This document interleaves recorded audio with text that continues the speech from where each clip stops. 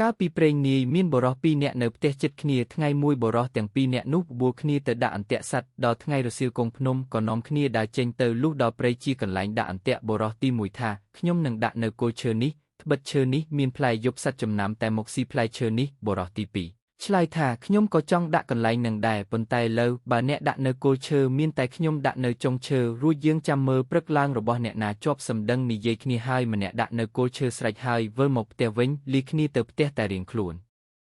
ឯអ្នកដាក់អន្ទាក់នៅចុងឈើនោះលុះវិលមកដល់ផ្ទះហើយយប់នោះគិតគ្នាពីរអ្នកប្តីប្រពន្ធថាតាំងពីដូនតាមកមិនដែលលើថាអ្នកឯណាដាក់អន្ទាក់លើចុងឈើឲ្យជាប់សត្វជើង4ដែលដើរនៅលើដីទេឥឡូវនេះអញដាក់នៅលើចុងឈើតើធ្វើម្ដេចនឹងបានសត្វ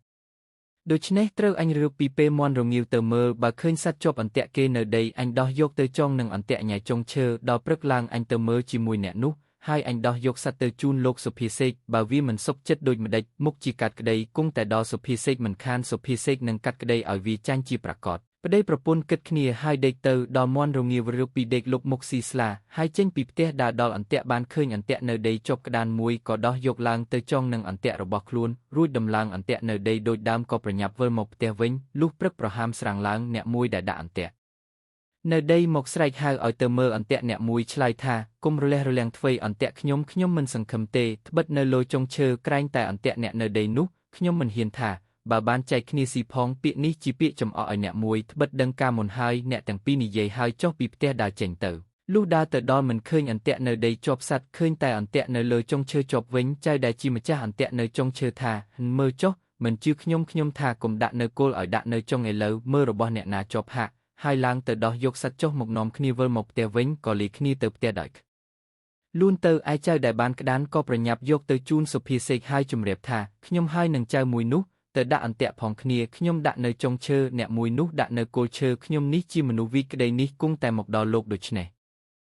តាមតែលោកមេដារកសេចក្តីយ៉ាងណាឲ្យតែក្តីខ្ញុំឈ្នះវាចុះខ្ញុំនឹងដឹងគុណលោកទៅថ្ងៃមុខសុភាសេកបានសាច់ក្តានហើយឆ្លើយថាឯងទៅរកស្លាមលំឲ្យឆាប់ឲ្យតាន់ព្រឹកនេះបើវាមកប្តឹងអញបង្កប់អីចឹងដែរបើវាមកមិនតាន់អញនឹងកាត់សេចក្តីឲ្យវាចាញ់បានដោយញីឯងប្រញាប់ទៅចុះឯអ្នកដែលដាក់អន្ទាក់លើគល់ឈើលុះវិលមកផ្ទះហើយដង្ហើមតូចដង្ហើមធំមិនសុខចិត្តក៏យកសេចក្តីទៅប្តឹងសុភាសេកក៏បង្កប់សេចក្តីដូចបង្កប់ចៅមុន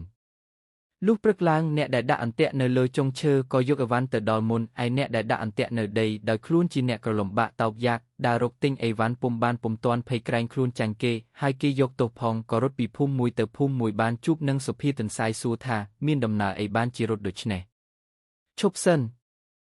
ចៅនោះឆ្លើយថាលោកឲ្យអាណិតដោះទុកខ្ញុំផងត្បិតខ្ញុំហើយនឹងអ្នកមួយទៅដាក់អន្ទាក់ផងគ្នាខ្ញុំដាក់នៅគល់ឈើគេដាក់នៅចុងឈើព្រឹកឡើងទៅមើលពុំឃើញអន្ទាក់នៅដីជាប់សัตว์ឃើញតែអន្ទាក់នៅចុងឈើជាប់ក្តានមួយខ្ញុំមិនសុខចិត្តបានយកសេចក្តីទៅប្តឹងសុភាសេកគេថាអ្នកណាយកអីវ៉ាន់ទៅដល់មុនអ្នកនោះឈ្នះហេតុនេះបានជាខ្ញុំភ័យឥឡូវគេទៅដល់មុនខ្ញុំហើយដូច្នេះតាមតែលោកអាណិតខ្ញុំផងសុភាទន្សាយឆ្លើយថាហើយកុំភ័យចាំថ្ងៃរសៀលខ្ញុំនឹងនាំទៅចៅនោះក៏អរលុះដល់ថ្ងៃរសៀលសុភាទន្សាយទៅដល់ផ្ទះសុភាសេកស្រែកសួរមកថាដូចម្ដេចក៏យូរម្ល៉េះ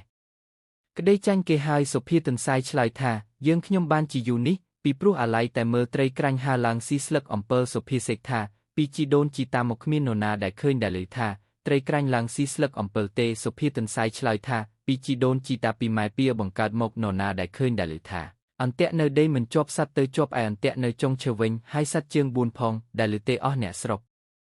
នោះសុភាសេកស្ងៀមពុំហ៊ានស្ដីតបទៀតសុភាទន្សាយក៏កាត់សេចក្តីឲ្យចៅដែលដាក់អន្ទាក់នៅដីឈ្នះឯសុភាសេកដែលអង្គុយធ្វើជាសុភានោះក៏ខ្មាស់ដោយសារខ្លួនជាអ្នកល្មោបចំនួនសាច់ក្តានក៏ស្ងៀមបែរមុខផ្ទប់ទៅខាងជញ្ជាំងដូចឆ្មាល្ប៉ុនដោ